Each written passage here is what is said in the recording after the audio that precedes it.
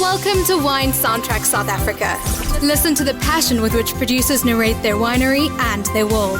In 30 answers, discover their stories, personalities, and passions.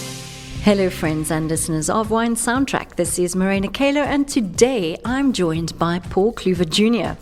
from Paul Clüver Estate Wines. Welcome, Paul. Can you tell me a little bit more about yourself? Sure. Hi, it's welcome at Paul Clüver Wines. It's great to have you here.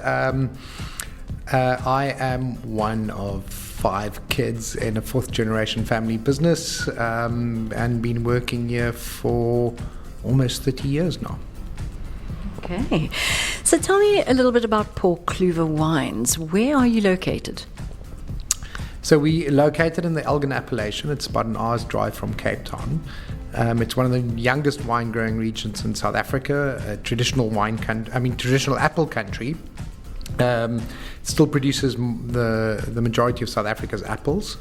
And in the mid-1980s, my father actually pioneered the first commercial grape growing here. And in 1997, we started the first wine cellar in the valley.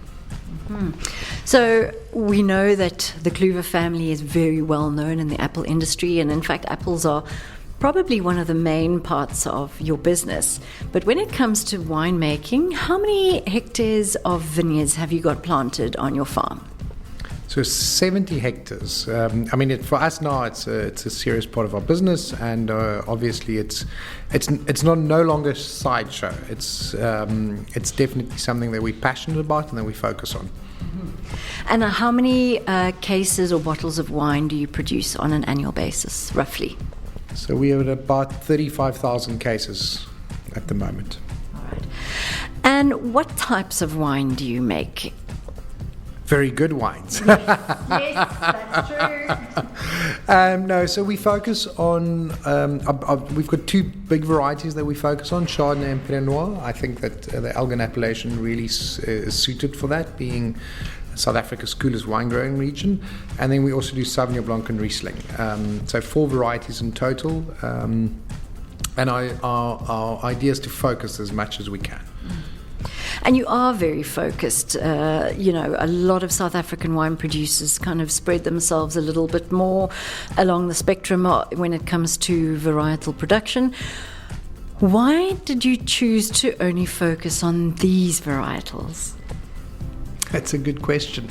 It's ironic because when the original studies for what to plant in the Elgin appellation was done, Chardonnay and Pinot Noir were identified as the 2 varieties to focus on. And I remember when we really started making wine that we still thought we should explore and see what other varieties could do well. And really we did all the Bordeaux varietals, Cab, Sauv, Merlot, Cabernet Franc, Malbec. We did Shiraz. We did a variety of white wines.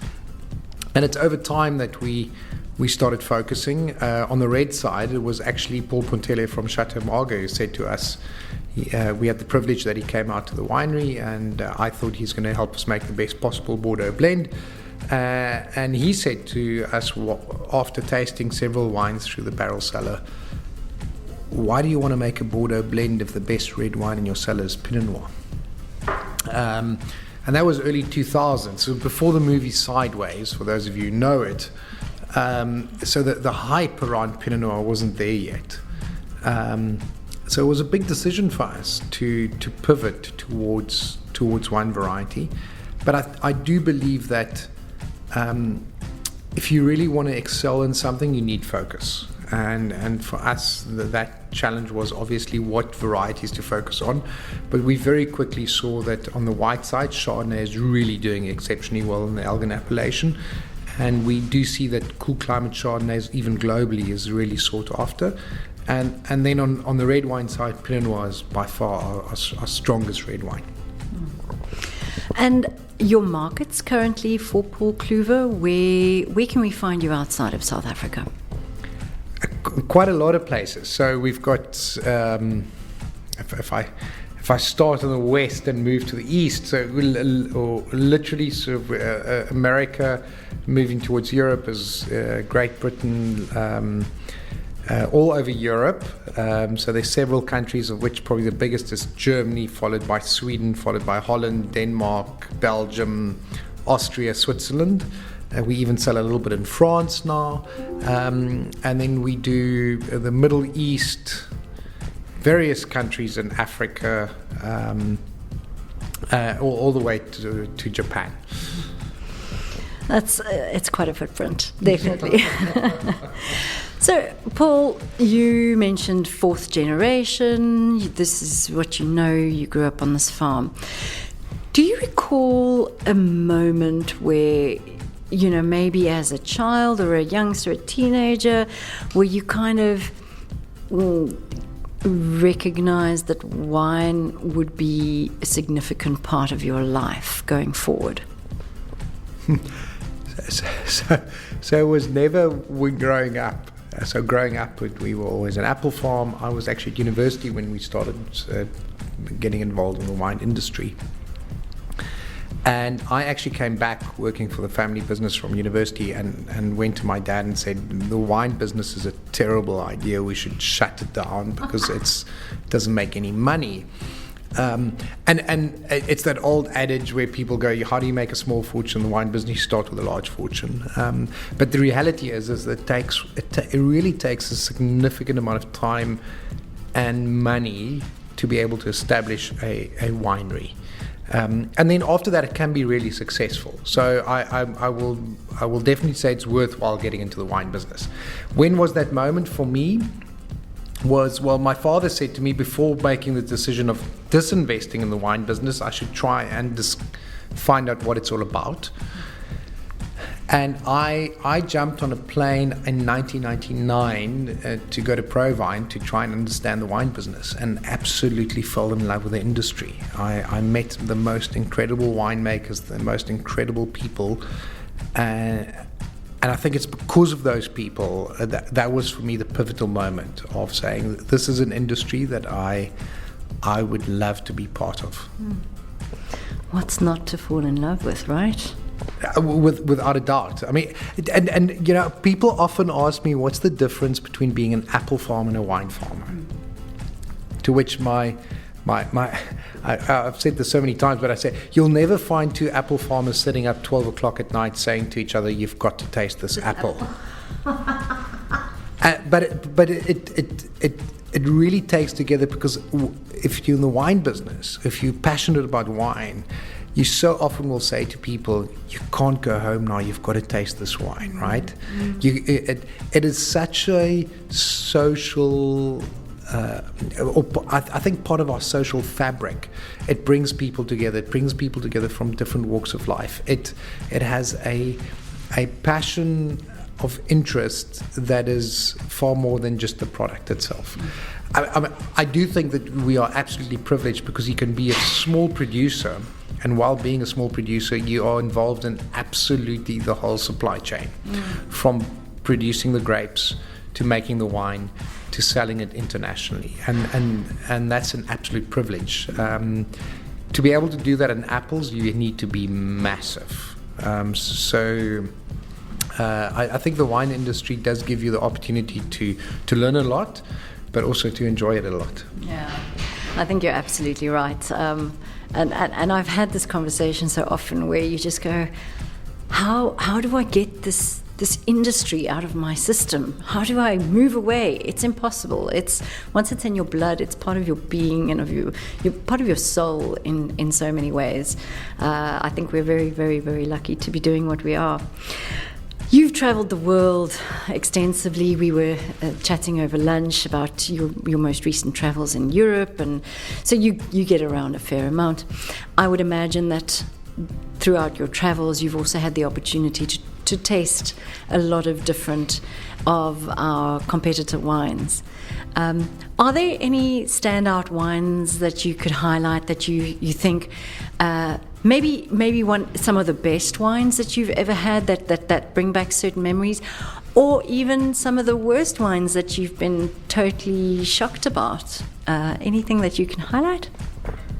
So I'm smiling because, as you said, I've just been in Germany celebrating our importers' 250 years of existence. And they actually asked the same question to a German winemaker. What was the wine and what stood out for you in your life? And he was phenomenal in the sense that he didn't answer the question. And I'm hoping to do exactly the same. I saw where this was going. But the reason being is I think that I mean the easy answer in our so as you know we're focusing on Pinot Noir, and the easy answer would be to say I've tried Romani Conti and it's mind-blowingly good, and I've had the privilege of actually tasting it. But you know what? But because it's such an amazing wine, and it comes with such a degree of reverence, that I don't think that's the interesting answer. Because the interesting answer is, I remember, and this is being at university, and you and I went probably to the same university in South Africa, in Stellenbosch, where you drink Tassenberg, which is really, for those people in America would know, it's equivalent of probably of a $2 chuck, or it's a vin de table in France. But it's you know, the aha moment is when you then go out to friends and you taste all of a sudden for the first time a really good wine, and you go, oh, there's something so much better than this. So for me, it's been part of the total wine journey and along this journey, I've tasted several wines that have been aha moments of going, oh, there's really an amazing Riesling. Oh, I've tried a really old Riesling from Germany. I've tried something really phenomenal. And those are the things that really, I want to almost say to people, it's not going to be one point in your wine journey. It is the journey. And in that journey, you're going to discover some amazing wines. Yeah. I totally hear what you're saying, and you very successfully avoided answering that question. Which brings me on to Paul Clüver wines. So tell me, what is the most expensive wine in your current portfolio, and what is it? That we make is Seven Flags. It's a Chardonnay and a Pinot Noir, so it's two different wines. And for us, it's the ultimate expression of our sense of place. So where we come from, and we're really proud of that. And the first one we made was our Pinot Noir, which was in 2006 vintage. We released it in 2009. And then in 2014, we also released the first Seven Flag Chardonnay. And what I love about these wines is they truly show elegance, balance, different layers of complexity, but more than anything else is they show identity, sense of place, which is what it's really about. Yeah, I think that identity is something that's really incredibly important, and you're here in the Elgin Valley, and it's something that you guys, whilst it being a very small appellation, it's very focused, and one of the things that no one can deny is that everything that is being done wine-wise here in the Elgin Valley is focused on the premium and super premium, which is really special. Do you believe in the perfect variety? It's a tough question. It's a good question, but the quick answer would be no. I have my favorite varieties.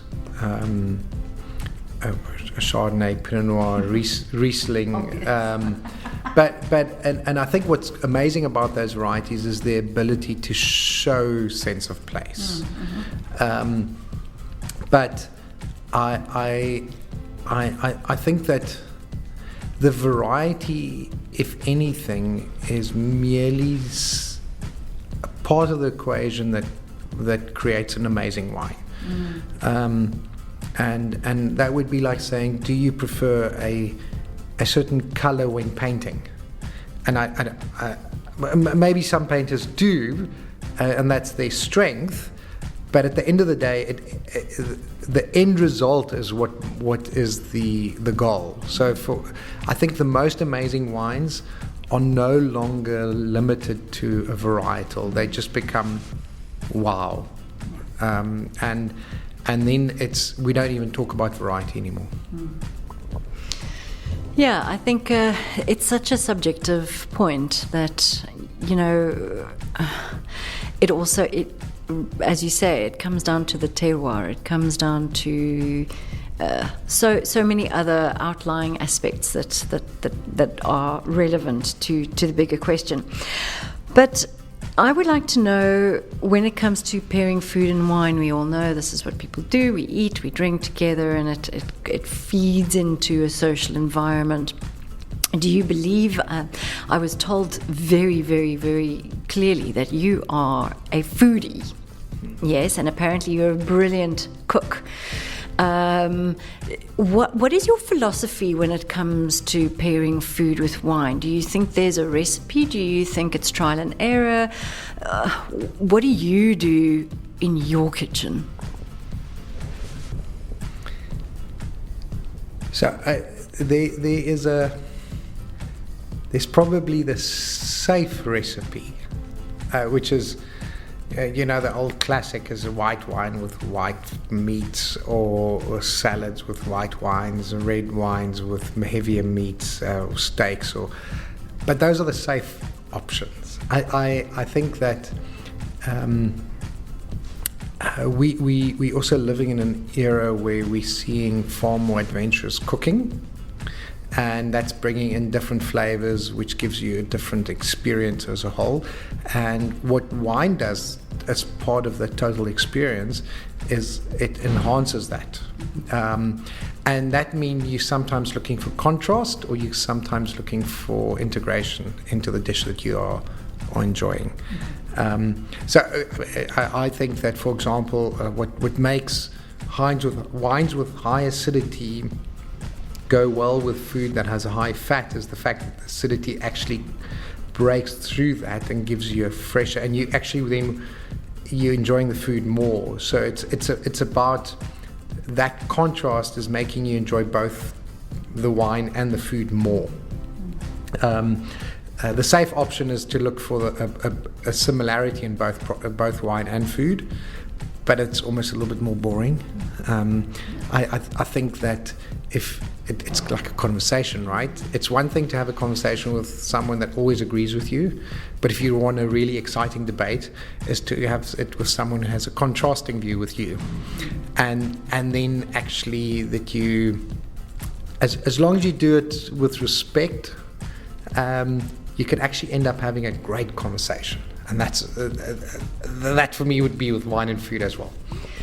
You make a really interesting point here, because the reality is conversations, you can't always plan and control the way they develop and evolve.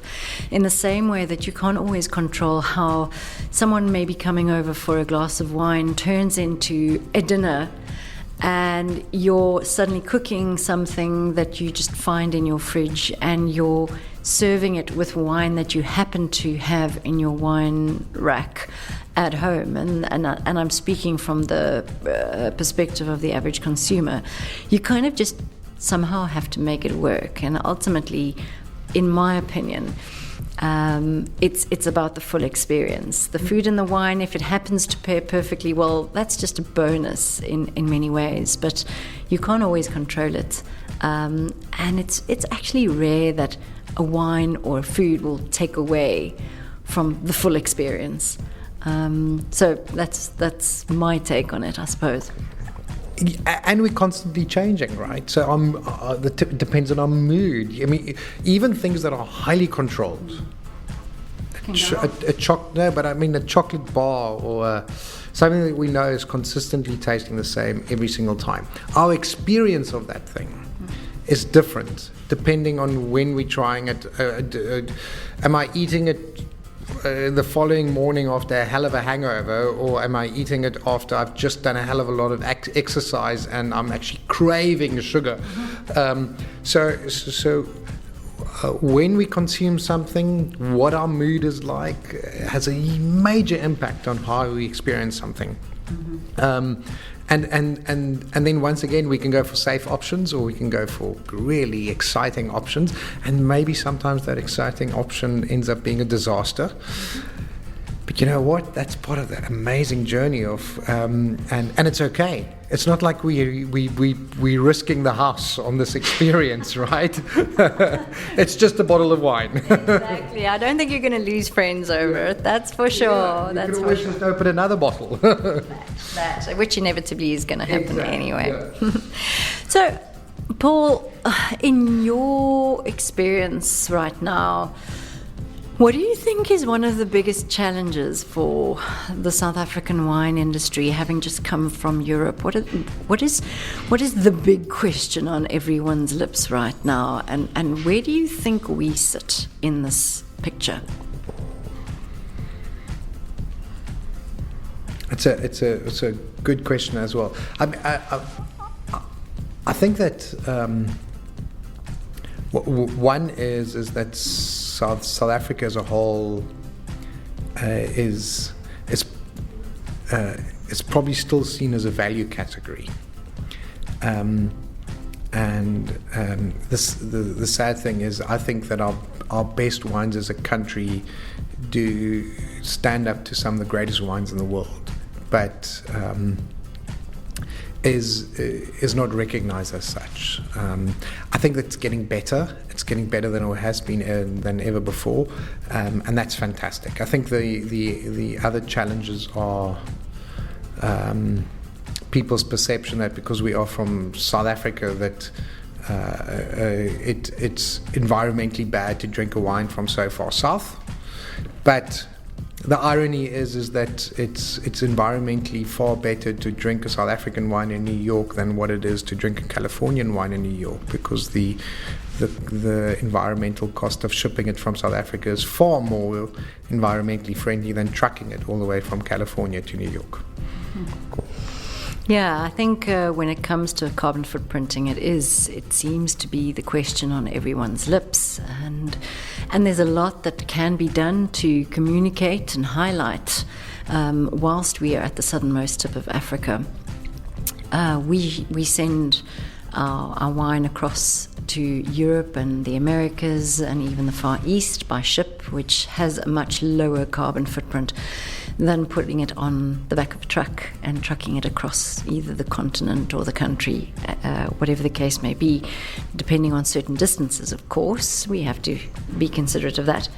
But I have to agree with your point on South African wine, the quality of our wine being absolutely second to none. We really have a lot to be proud of when it comes to the quality of our wine, and we are still cheaper than pretty much all of our counterparts, but what you get in the bottle in terms of what you pay for comparatively is very, very, very favourable in the South African category. Yeah, I would say it's the last thing I would want to sell our wines on is value for money. Mm-hmm. The reality is, though, it offers currently, South Africa offers incredible value for money. I think as people discover the situation, that value for money is slowly disappearing, and so it should. I think that as people are realizing that we are as good as any wines in the world, that the best wines in South Africa will definitely start disappearing. Mm. Yeah. Anyway, that's a sad thought. I'm going to change this up right now. So, you've got a beautiful patch of grass out here, and there's a big field where you've pulled out a lot of apple trees. Mm. And so a UFO lands in that field, and it's carrying space aliens. Mm. And they've obviously been traveling light years, and they're thirsty. They're really thirsty. So what would you offer them to drink? A glass of Chardonnay, obviously. What better? I mean, you need something chilly after that long trip, right? Yeah. And then once they're settled in, we can have a meal together with a glass of Pinot Noir or a bottle. I think they're very thirsty. I think a bottle is more likely. When you were little, what did you want to be? That's easy. A doctor, like my dad. But I soon realized, so my dad is a neurosurgeon, and I've had the privilege of actually witnessing a couple of brain operations and back ops and that, and I quickly realized that's not for me. Yeah, I can imagine how something like that could put off a little child. And Paul, when you're not working, what keeps you busy? Sport, hiking, cooking, as you've mentioned before, reading, children, wife and children. That's probably it's wonderful to hang out with family and friends, and then enjoying the things that we love doing, which are all of the above. One of my favorite places in the world locally is the Cederberg, partly because you can completely disconnect. It's one of the most rugged terrains in the world, and it's truly magnificent.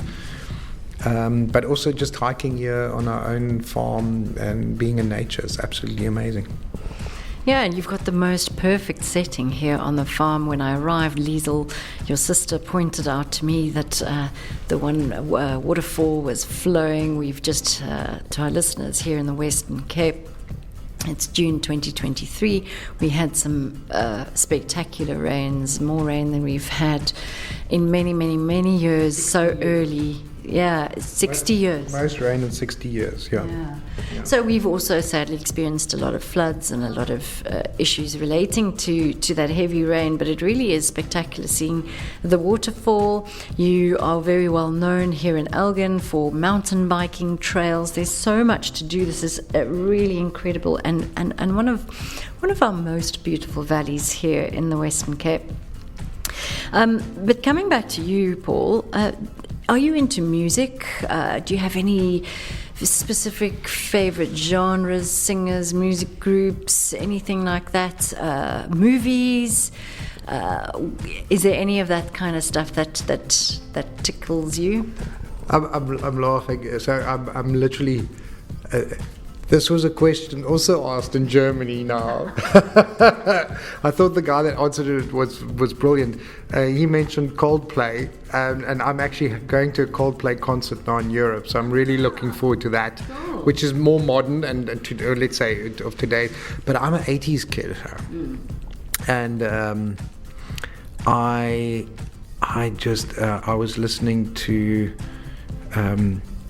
So my son and I, when I take him to school, he always gets to say which song he wants to listen to, and I played 80s music to him yesterday morning, and when I came home last night he was playing We Built the City on Rock and Roll, which is such a great song, right? Old classic. But anything from the 80s, we were ranging from Eye of the Tiger to U2, etc. I mean, there's just so many great artists. Then I think for me, that's an amazing era. And then obviously movies from the 80s. Come on, Top Gun. I just watched the latest Top Gun. I'm great music, great quotes, everything. We are. Yeah. It's so funny how often Top Gun comes up in these interviews. It's an iconic movie, and Maverick will just forever be kind of the hero, that's for sure. Yeah. What would you say was the best piece of advice you've ever received? Oh, that's no. Do I have to give one? Because I mean, I was asked the other day what's the best advice I got from my dad, which is, I said one was to be humble, and I'm do not battle on being confident. So that for me was good advice. So humility and self-reflection, I think, is very good advice.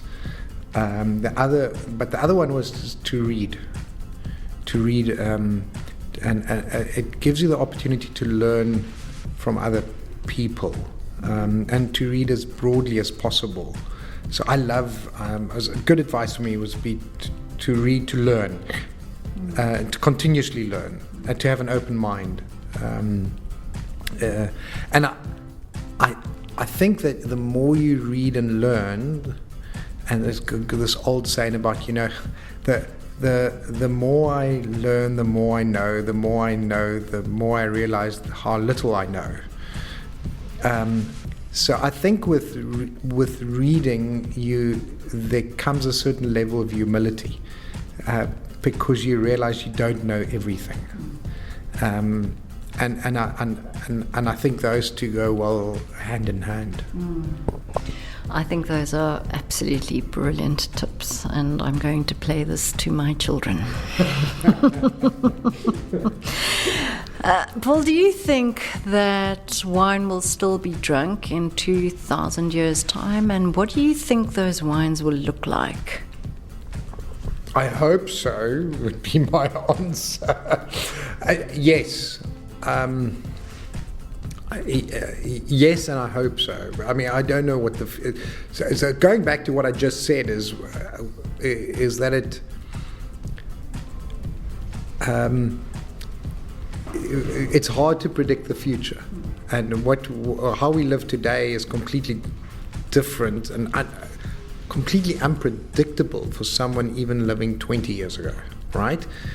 The concept of flying around the world, having smartphones, doing emails, and all of that didn't exist, right? The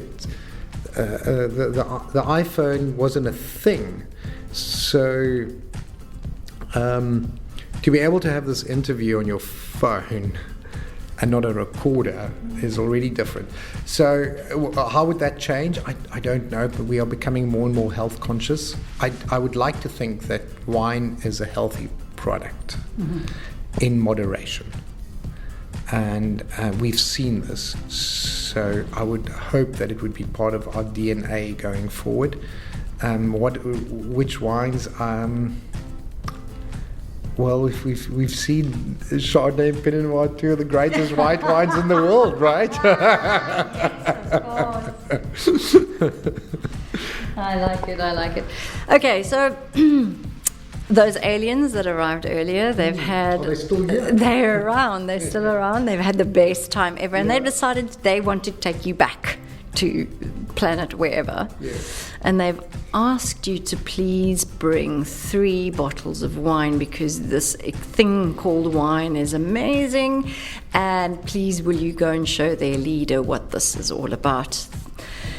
3 bottles, any 3 bottles that you, from anywhere in the world, what would you take along to show this alien leader? Paul Clüver Chardonnay, Paul Clüver Pinot Noir, and my sister would insist that we take our sweet wine with. I love it. Yes, in magnums, please. Is there a winemaking area in the world that you still want to explore? Yes, so I've never been to Chile, so I would love to go there. Yeah, I mean that's the quick. I've had the privilege of traveling to several wine regions in the world over time. I always go back to Burgundy. It's my holy grail, so it's a very, very special place for me. And I've been lucky enough to make some incredible friends there, so it's more affordable for me to travel there. But I would say the one that's high up on the list is a new region which I haven't been to, is Chile. Sounds interesting. We're about done, but before I finish, I want to play a little game with you. So I'm going to name 3 varietals, and I'd like you to pair them each with a song. A song? A song. See, my wife would say that's a terrible idea because I am terrible with remembering names of songs or lyrics. Okay, you can. I'll make it easier. You can pair it with an artist if you think it. I can remember the artist. Yeah. We're going to play. We're not going to overthink this. Right. Okay. It's going to have to be Pinot Noir. Okay. Pinot Noir. Can I go with so Pinot Noir is more elegant for me, but it's classic. So I'm going to go with Mozart, Eine kleine Nachtmusik. Very good, very good, very good. It would be wrong not to include Chardonnay. It would be wrong. Chardonnay. Queen. Yes. Right? Yeah. The Queen of Grapes. I mean, come on. We are the champions. Clever. And I'm just going to scratch an itch. Chenin Blanc. Chenin Blanc.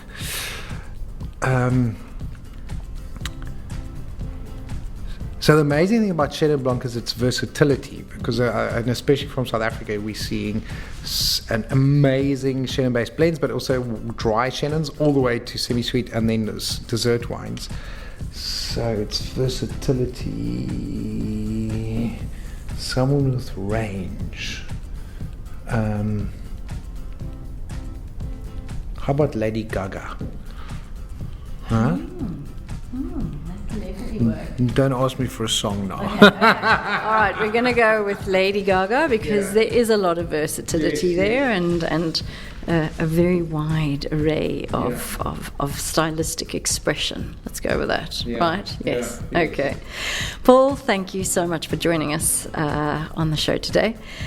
Would you like to remind our listeners where they can find you online, on social media, get more information on Paul Clüver Wines? And if they were to visit South Africa, what could they expect to experience when visiting the farm? So easy place, our website, clüver.com.